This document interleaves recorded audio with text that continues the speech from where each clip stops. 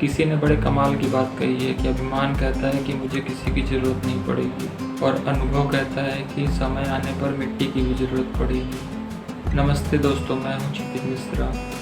एक बड़ी छोटी सी कहानी है पुराने ज़माने की। एक लड़का था जो सेठ जी के यहाँ काम करता था, जिसे सेठ जी ने नौकरी से निकाल दिया। उदास क्योंकि बेरोजगार हो चुका था, अपने घर की तरफ चलता चला जा रहा था। अचानक कहीं से कोई आवाज़ आई कि क्या कोई मजदूर मिलेगा।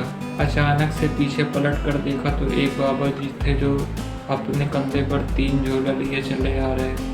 लड़के ने पूछा, बाबा जी क्या हो गया, क्या काम है?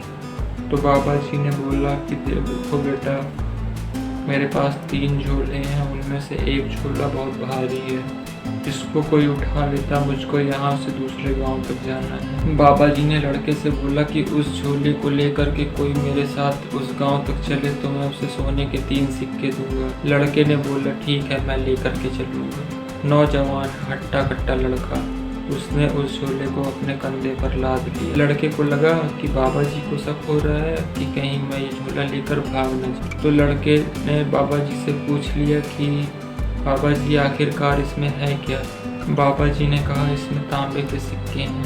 लड़के ने कहा अच्छा। रास्ते में एक नदी आई। लड़का तो नदी पार करने लगा मगर बाबा जी इसी रास्ते पर खड़े हुए थे। लड़के ने पूछा, बाबा जी क्या हुआ, आप आ क्यों नहीं रहे? बाबा जी ने बोला कि बेटा अभी भी मेरे पास 2 झूले हैं और हल्का सा भी मेरा बैलेंस बिगड़ा तो मैं इस नदी के बहाव में कहीं बह ना जाऊं। बाबा जी ने बोला कि तुम मेरी कुछ मदद कर दो। लड़के ने बोला, बाबा जी अब क्या करना है? बाबा जी ने बोला, तुम एक झोला और ले लो, मैं तुम्हें सोने के 3 सिक्के और दे दूंगा। लड़के ने मन में सोचा, वाह बड़ा बढ़िया सौदा है।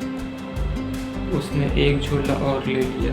लड़के के पास में अब 2 झोले थे। लड़का जब थोड़ा और आगे पहुंचा तो उसने बाबा जी से पूछा कि बताइए बाबा जी, इस दूसरे झोले में क्या है? ये भी बड़ा भारी लग रहा है। तो बाबा जी ने बोला कि इसमें चांदी के सिक्के हैं।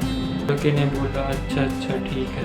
वो जो बुजुर्ग थे वो लड़के पर नज़र रखे हुए थे कि कहीं ऐसा ना हो कि ये लड़का झोला लेकर के भाग जाए। और उस लड़के को शक हो गया कि बाबा जी मुझे शक की निगाह से देख रहे हैं। तो लड़के से रहा नहीं गया, उसने बाबा जी से पूछा, आपको क्या लग रहा है कि मैं एक चोर हूँ? मैं आपका झोला लेकर के भाग जाऊँ? मैं कहीं नहीं जाऊँगा।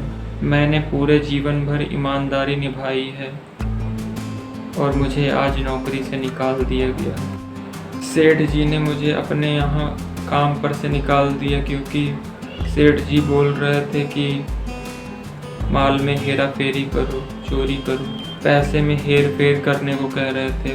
मैं ऐसा काम नहीं कर सकता, इसीलिए उन्होंने मुझे काम से निकाल दी। मैं तो अभी अपनी ईमानदारी की वजह से नौकरी खो कर के आया हूँ। आपको क्या लगता है कि मैं आपके झोले लेकर के भाग जाऊँगा? वो बुजुर्ग हंसने लगे और बोले, नहीं ऐसी बात नहीं है। दोनों लोग चलने लगे और आखिरकार वो जगह पास आ गई जहाँ से वो गाँव बहुत पास में था। रास्ते में बस एक पहाड़ था जिसे पार करना था।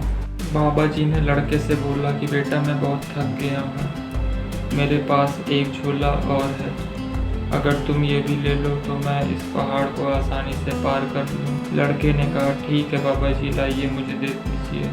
तो लड़का तीनों झोला लेकर के पहाड़ चढ़ने लगा अपनी पूरी स्पीड से और बाबा जी उससे भी धीरे चल रहे थे और कह रहे थे, चलो तुम पहाड़ के ऊपर पहुंचो, वहाँ पर बैठ के मेरा इंतज़ार करना जब तक मैं आ न जाऊँ। और जब लड़का आधा पहाड़ चढ़ चुका था तब उसके दिमाग में एक बुरा ख्याल आया, अगर मैं ये तीनों झूला लेकर के भाग जाता हूँ तो ये बुजुर्ग इंसान मेरा क्या कर लेंगे?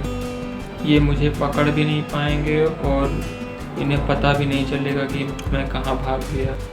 ये विचार लगातार लड़के के दिमाग में चलने लगा और लड़का धीरे धीरे भागने लगा और भागते भागते अपने घर जा पहुंचा।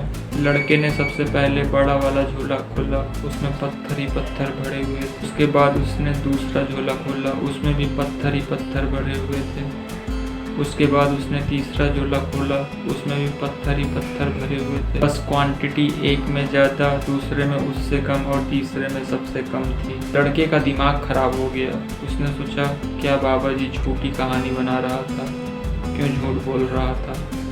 जो सबसे छोटा झूला था उसमें से जब पत्थर हटाया तो उसने एक पर्ची मिली। इसमें लिखा हुआ था कि बेटा मैं इस राज्य का राजा हूँ। मैं अपने लिए एक राजकुमार को तलाश कर रहा था क्योंकि मेरी कोई औलाद नहीं थी। मैं राज्य का एक राजकुमार ढूंढ रहा था जिसको मैं अपना उत्तराधिकारी बना सकूं और जो कि ईमानदार हो। अगर तुम आज ये झोले नहीं चुराए होते और इसको लेकर के ना भागे होते तो तुम इस राज्य के राजा होते, लेकिन तुमने मुझे धोखा दे दिया। लड़का फूट फूट कर रोने लगा कि पूरे जीवन ईमानदारी की आज पहली बार गलती हो। हम में से कई सारे लोग अच्छी क्वालिटीज़ के साथ आगे चलते रहते हैं, लेकिन एक कदम यदि आपने गलत रख दिया तो सब बना बनाया खेल बिगड़ जाता है। कई बार बुराई आप पर अटैक करती है। वो रावण आप पर हमला करता है, मगर उस रावण को अपने ऊपर हावी मत होने दीजिए। जब भी आप पर कभी बुराई हावी हो तो आप उस मोमेंट को याद करिए कि आप पूरे जीवन भर ईमानदारी क्यों निभाते आ रहे थे। एक बार फिर से वही बात कि कुछ कर दिखाओ ऐसा कि दुनिया करना चाहे आपके जैसा। मिलते हैं नेक्स्ट वीडियो में किसी नेक्स्ट स्टोरी के साथ। तब तक के लिए जय हिंद, वंदे मातरम।